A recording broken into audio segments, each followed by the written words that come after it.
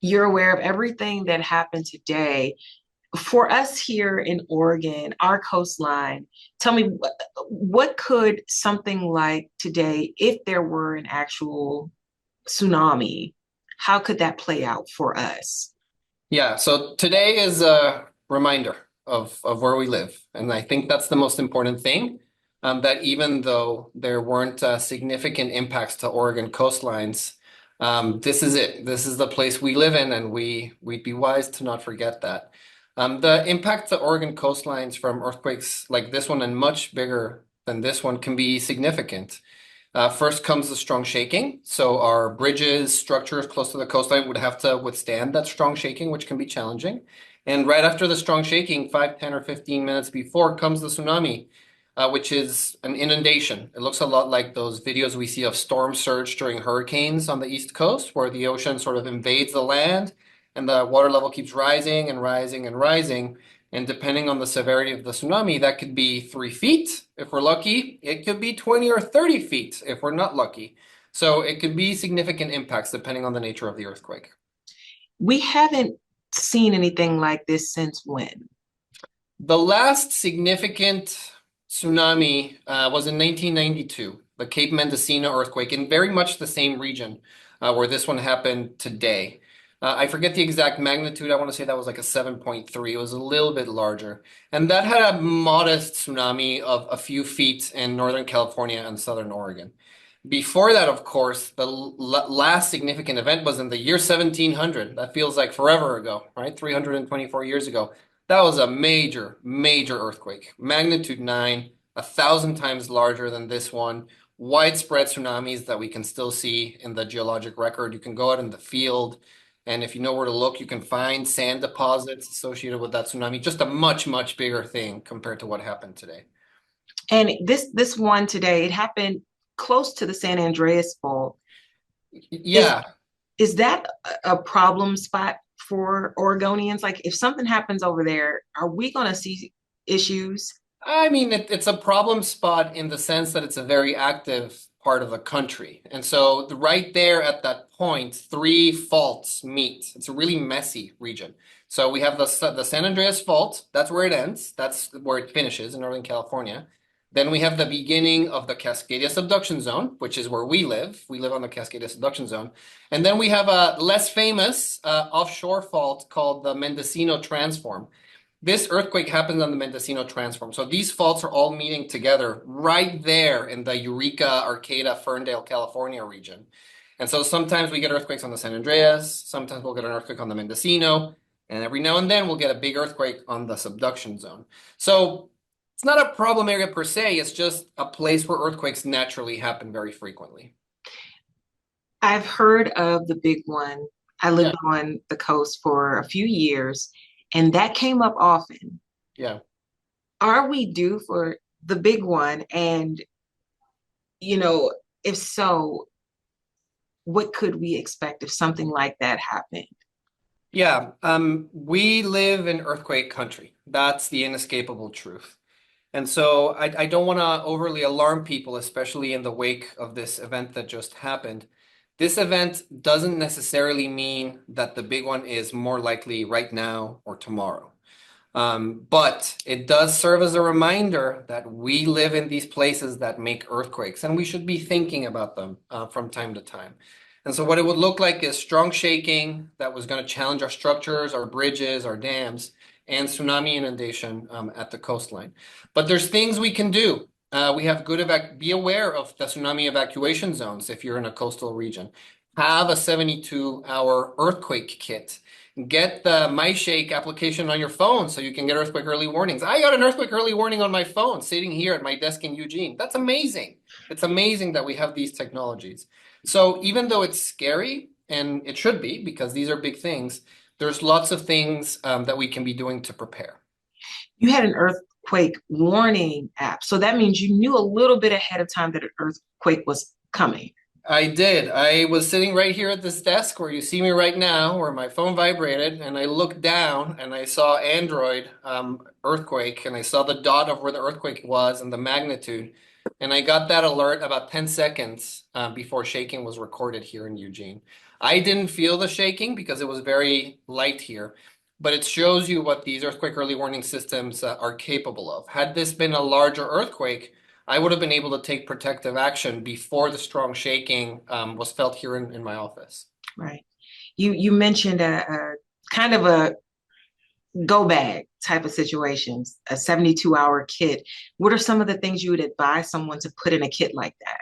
I encourage folks to go to the webpage of the Oregon Office of Emergency Services. They have all sorts of resources for how to think about what to put in your go bag, how to deal with water, medication, important paperwork, a radio and batteries, and so on. They have phenomenal resources online for how to prepare, not just for earthquakes, also for wildfires and ice storms and so on. This is a good time to spend 5 minutes just going online and looking at that. Again, we got lucky. This earthquake, while it was big, it was scary. Hopefully there are minimal damages in Oregon, no impacts to our coastlines, but it's a reminder of what we need to be thinking about. I should have started with this question, but Diego, can you tell us a bit about the work you do? Sure. This is the work that I do. When big earthquakes happen, we look at them because every big earthquake has lessons about the place that we live in. Sometimes the fault ruptures quickly, sometimes it breaks slowly, sometimes it makes a big tsunami, sometimes it makes a small tsunami. These are all the things that we try to understand. And so over the years, the devices, the seismometers that we've been installing in the field, these devices that give us our earthquake early warning, we also use them for scientific research. So we're going to be poring over the data over the next weeks to months, trying to understand if there's anything special or peculiar about this earthquake and what does it tell us about the bigger puzzle that are earthquakes in our region. Wow. I kind of want to lean into the tsunami warning. I know it didn't happen and Yeah, we're lucky, we're safe, yeah. but with a warning like that, how do we know, they canceled the warning. How did they know we're safe, we're clear so soon? Yeah. I'm happy to talk about that, Gold. I've worked a lot in tsunami warnings. It's very difficult business because you have to be issuing warnings sometimes within 2 to 3 minutes of the earthquake because the tsunami can be at the coastline in 5 to 10 to 15 minutes.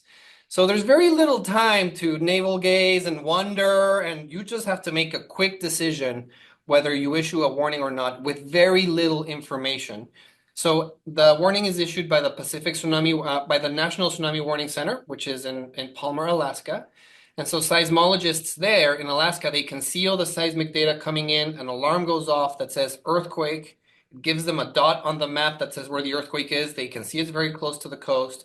They get a rough estimate of its size. So they would have seen magnitude 7.3 right next to the coast. That's it. There's no ifs, ands, or buts. You press the alert button so people can get an alert.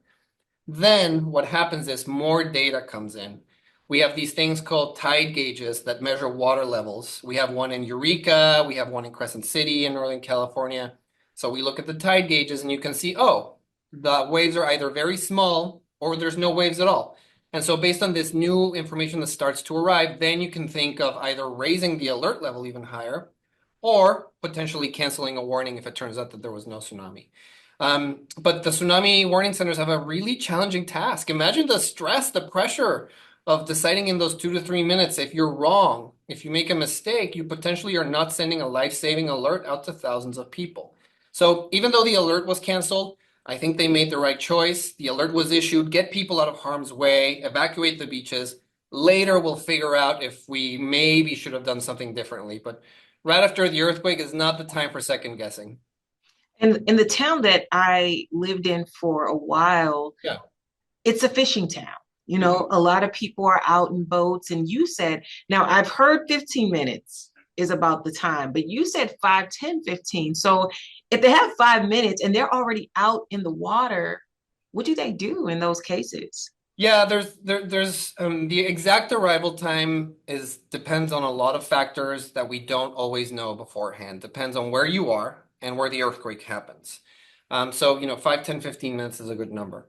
The recommendation is if you're already out to sea, don't come to port because the waves can be big. And not only the waves, but tsunamis produce really strong currents, especially in ports. So sometimes it's best to just write it out, get on the radio, listen to the harbor master, and they'll give you the guidance of when it's safe to return to port because they have standard operating procedures. They know that when they receive on the port a tsunami warning, they know how long they should wait for the all clear to allow people to return.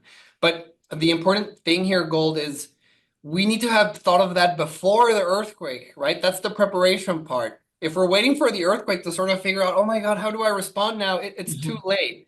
And so that's why it's important to be thinking right now, making plans with your family. If you're at home, what would we do? If I'm at work, if I'm out on the boat, what will I do? Think about that now. Spend 5 minutes today over dinner, over a beer after work, and just think about what you could learn from today so that next time you're not caught so unawares because there will be a next time. That's for sure. And Diego, I have one more question for Yeah. you. I heard there was more than a dozen aftershocks. Mhm. Is that normal? And what could that mean? Yeah, thank you for asking that. It's very normal, and it's very frightening. I get that. Aftershocks are a fact of life with these big events. Most commonly, the aftershocks are smaller than the big event. The big event we call the main shock, the main movie. So most frequently, the aftershocks for this magnitude 7 would be maybe 1 or 2 magnitude 6s, which are still kind of scary. 7 to 8 magnitude 5s, couple hundred magnitude 4s, thousands of magnitude 3s. It's really common that these aftershocks go on for days, sometimes weeks. But hopefully, the most common behavior is as time goes on, the aftershocks get less and less and less, and they should get smaller and smaller and smaller. But continue to pay attention to your local emergency management offices. They have the most up-to-date information. And if you can just give me one more minute, I do have another question that you Yeah, just sure. caused, but we see a lot of those earthquakes offshore Hmm. along Oregon's coast, specifically the South Coast. But are there areas in Oregon, and I've only been here 3 years, so I'm not that sure about this one, but are there areas on land, inland, that these quakes could happen or that they're common? Yeah, so by far the area that we worry about the most is that offshore region, and that's true in Northern California, and it's true throughout all of Oregon, Washington, and into British Columbia. That's what we call the Cascadia subduction zone. That's where we've seen the really big events, like the one from 1700 that we just discussed. But you're right, there are places where there's other smaller faults on shore. Portland is one of those. The Portland Hills Fault runs right through the city of Portland. And so these are places where we don't see earthquakes very frequently, but if we did, it would be kind of challenging because even for a smaller magnitude 6.5, for example, you're right on the fault if you live in Portland. So those would be kind of sketchy. The other place, you asked about Oregon, but the most famous place where we have faults like this is in Seattle. The Seattle fault also cuts right through the heart of Seattle, and that also has about magnitude 6 to magnitude 7 events in the historic record. And so those are faults we worry about a lot. So the offshore is the one we think about the most, but there's other places. And so, yeah, again, today's a reminder. But if I could leave your viewers with anything, is that these things are scary, but there's things we can do. We're not impotent. There's things we can do to prepare.